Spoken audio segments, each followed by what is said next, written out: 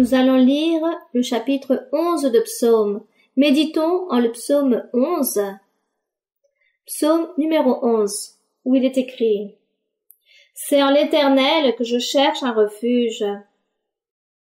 Comment pouvez-vous me dire: Fuis dans vos montagnes, comme un oiseau? Sûrement ce personnage, ou certains d'entre nous, si nous déposons notre confiance en Dieu, si nous avons confiance en Dieu, nous devons être fermes. Nous ne devons pas nous cacher ou fuir dans une montagne, nous cacher du danger. Car il dit que lorsque l'oiseau est persécuté par un ennemi, fuit et se cache.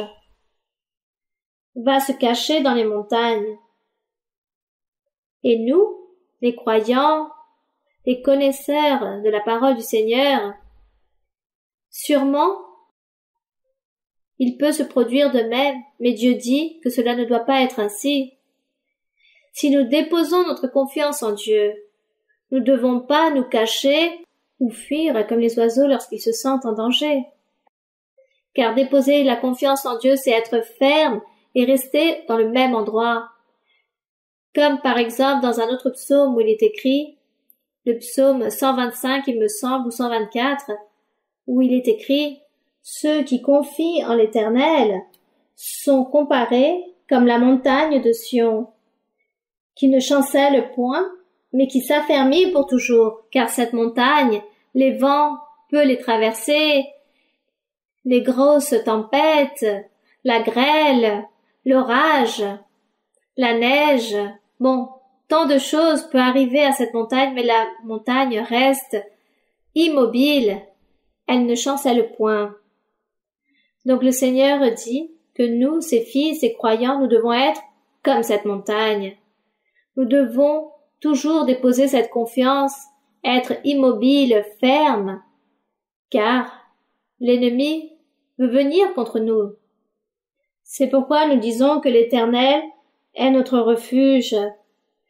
Comment pouvez-vous me dire, mon ennemi, que je dois lui fuir, me cacher? Le verset 2, il dit: Car voici les méchants bandent l'arc. Ils ajustent leurs flèches sur la corde pour tirer dans l'ombre sur ceux dont le cœur est droit, c'est-à-dire l'ennemi. Notre ennemi, le diable, utilise différents outils, éléments ou instruments, ou objets, ou des choses, des situations. Le diable les utilise pour venir contre les fils de Dieu, contre les croyants, contre tous ceux qui cherchent le chemin du Seigneur. L'ennemi vient et il agit avec toutes sortes de choses. Certains, il les rend malades, produit des accidents, les enlève, les viole, ou peut-être quelqu'un vivra une pénurie ou n'aura pas de toit, ou une personne aura aucun vêtement ou sera remplie de calomnies. Bon, tant de choses, tant de méchanceté, tant de situations qui surviennent, car l'ennemi fait tout cela contre ceux qui cherchent Dieu. Lorsque toutes ces choses arrivent, qu'est-ce qu'il faut faire? Fuir la montagne comme un oiseau? Non. Être ferme dans le chemin du Seigneur. Déposons notre confiance en Dieu et disons: Dieu, Seigneur, tu vas m'aider. Regarde le danger, regarde la maladie, regarde la situation laquelle je vis. Tu m'aideras, tu me consoleras, tu vas me donner la force, tu vas me conseiller, tu vas me sortir de là, tu vas me guérir, tu vas me garder du danger, tu vas me garder de beaucoup de choses. Donc, le Seigneur veut que nous aussi, nous déposons notre confiance en Dieu, que nous prions dans le moment de quoi? Il part ici? Le moment de quoi? Dans le moment de l'épreuve, de la tentation. L'adversaire vient contre nous pour nous tirer dans l'ombre. Verset 3. Quand les fondements sont renversés, quels sont les fondements? Qu'est-ce que nous parlions? Qu'il fallait déposer notre confiance en qui? Pour être comme la montagne de Sion. Alors notre Dieu, c'est ce fondement. C'est le fondement. Et là, il dit On pose une question. Quand les fondements seront renversés, que doit faire le juste? Oui, donc il est logique. Si les fondements se détruisent, alors le juste aussi se détruit. Si Dieu n'existerait pas, alors nous non plus nous existerions. Si Dieu ne bénit pas et ne garde pas, ne protège pas, alors nous serons complètement abandonnés face à l'ennemi. Alors qu'est-ce que cela signifie? Dieu est avec nous, avec ceux qui cherchent son chemin. Dieu regarde ces hommes et ces femmes qui déposent cette confiance en lui, qui prient, qui le cherchent et disent « Seigneur, aide-moi, car je veux être ferme, je veux marcher jusqu'au dernier jour de ma vie avec toi, je t'aime, je te loue et je veux te suivre, mon Seigneur. » Et le Seigneur regarde toutes ces personnes et dit « Oui, je vais vous bénir, je vais vous garder. » Mais comme l'ennemi veut nous faire croire que Dieu ne nous écoute pas, que Dieu ne nous voit pas, que Dieu est loin de nous, car c'est tout ce que l'ennemi veut nous faire croire et nous démontrer, et vient contre nous pour nous voler la foi, la confiance en Dieu, tout ce que nous avons obtenu en le Seigneur.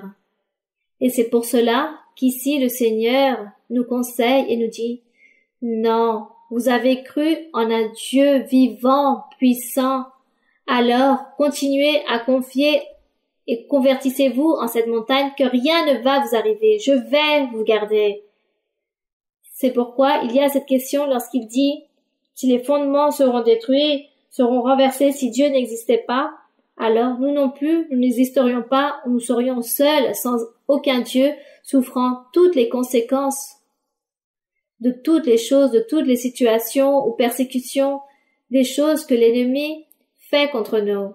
Et nous serions complètement seuls.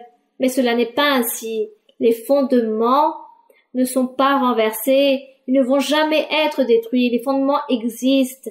Les fondements, c'est notre Dieu. Lui, c'est le fondement, car c'est lui qui a créé l'univers et c'est lui qui nous gouverne. Ce sont ces fondements merveilleux. Alors la question est, qu'est-ce que nous pourrions répondre à cette question? Si les fondements seront renversés, ils ne seront jamais renversés. Les fondements seront éternels. Et dans le verset 4, il donne une réponse. L'Éternel existe et existera toujours, car il dit, il est dans son saint temple. Il est dans son saint temple. On dit que notre Dieu, l'Éternel, a envoyé le Seigneur Jésus-Christ pour établir son temple, son tabernacle, son église, son peuple, pour établir cette Sion spirituelle, cette Jérusalem spirituelle, et que le cœur de ces hommes et de ces femmes qui aiment Dieu, qui se convertissent en des fils de Dieu, c'est le temple de notre Seigneur. Donc Dieu se trouve là, très proche. Donc c'est pourquoi, verset 4, l'Éternel, Dieu existe car il est dans son saint temple, et dans les cieux, il a son trône. Donc ses yeux regardent, ses paupières sondent les fils de l'homme, toute l'humanité, c'est-à-dire principalement ses croyants, ses serviteurs. Gloire à notre Dieu. Les fondements existent. Les fondements n'ont jamais été renversés ni détruits. Voici ce que l'ennemi veut vous faire croire et veut que nous chancelons, que nous régressons, que nous perdions la foi, la confiance en Dieu. Voilà ce que cherche l'ennemi, mais il ne va pas réussir, car nous, avec l'aide de notre Dieu,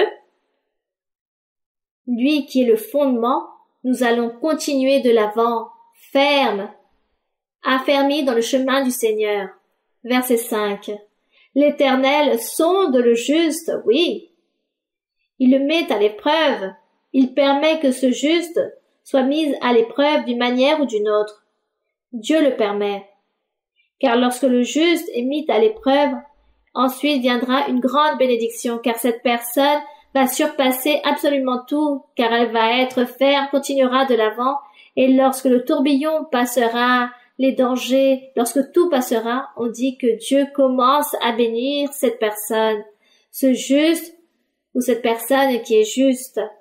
Donc il dit, oui, il sonde le juste, mais le méchant qui aime la violence, Dieu le hait. On dit que Dieu haït le méchant. Toute cette méchanceté que les hommes ou les femmes puissent commettre, toute cette violence, tous ceux qui sont ignorants, qui n'ont pas voulu écouter la parole de Dieu ou suivre Dieu, mais qui ont voulu plutôt suivre le chemin incorrect de la méchanceté, on dit que Dieu hait tout cela. Et d'une manière ou d'une autre, il hait le méchant, et le Seigneur, donc, est aussi cette même personne qui réalise la méchanceté. C'est pourquoi nous devons lutter pour continuer de l'avant, toujours être fermes. Et notre Seigneur, notre Dieu, va nous aider à ôter des faiblesses, des erreurs, des péchés.